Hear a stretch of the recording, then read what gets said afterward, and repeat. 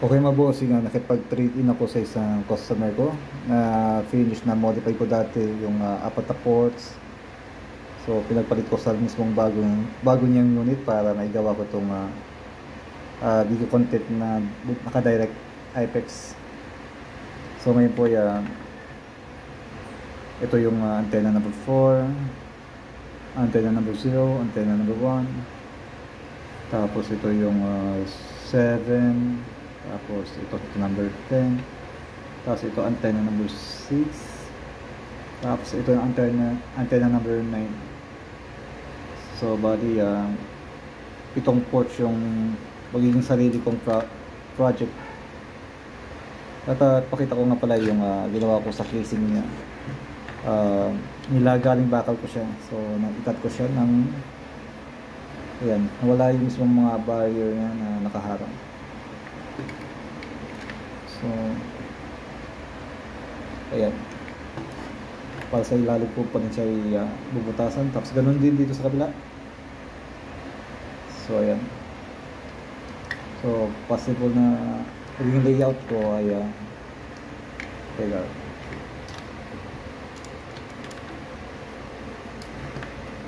So ayan, may ipapasok na isang casing, so may matanakaw yung lusutan ng daliri ko.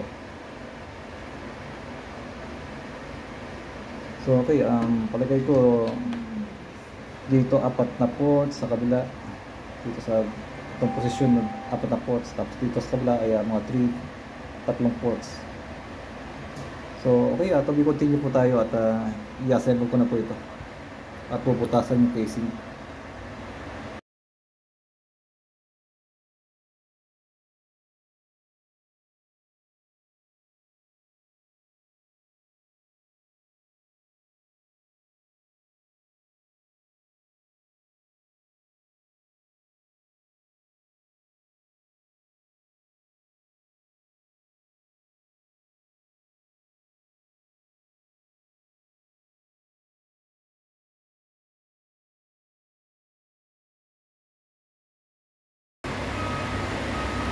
Okay mga bossing, finish na po yung pagka-modify natin itong direct sa mismong motherboard.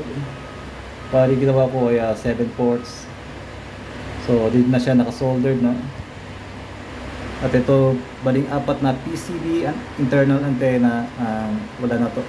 So nakatabi na lang to 4 na PCB antenna. So ayan. Then meron pala ko ipapakita sa inyo maliban sa naka-outdoor antenna nasa bandang rooftop. Meron tayong alternative po sa sakali di kayo makapag-install ng outdoor antenna sa mismong bubungan nyo. So alternative ay magnetic based antenna. So meron akong 6 na sample na magnetic based antenna. Ngayon nakasalpak na. Magnetic based antenna sa bandang doon sa bandang hagdan na yun. Tapos itong dalawang to sa bintana, kasi ito sa bintana kinapos ako ng cable nito. So labas tayo. Okay, yung sa hagdan mga 3 meters. So ayan,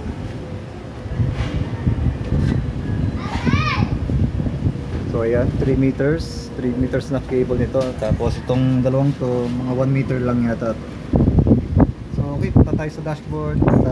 Signal status 5G SINR 18 dB, tapos 4G SINR negative 2 dB. Okay, speed test tayo na merong magnetic base antenna.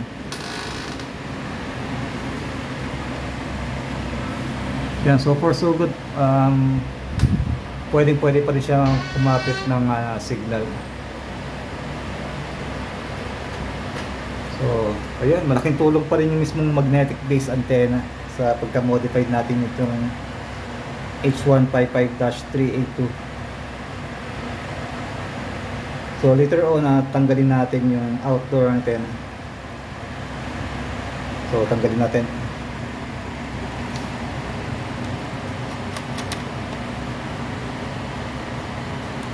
So normally kapag wala na itong mga magnetic base antenna, wala na siyang tuluyang signal since tinanggalan natin silang apat na PCB antenna. So expected wala na to signal, or kung meron man siguro mahina-hina. So ngayon ay 4G. So dashboard tayo. So ngayon refresh.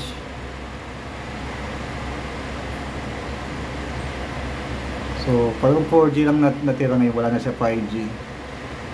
So meaning to say success yung pagka-modify natin. At ngayon ay para di makapag-browse. So subukan natin mag-speed test.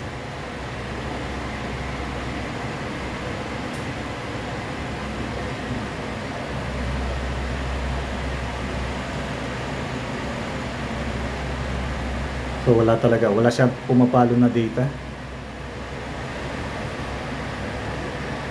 Pero at least may kumakapit pa rin, maski 1 Mbps lang.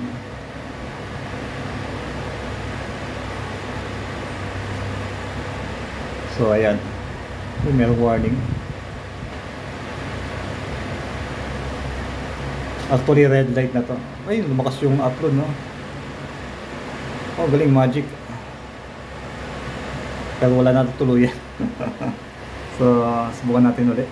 Medyo naglukay agad. Pero wala na talaga siya signal, no? Okay, wala na talaga.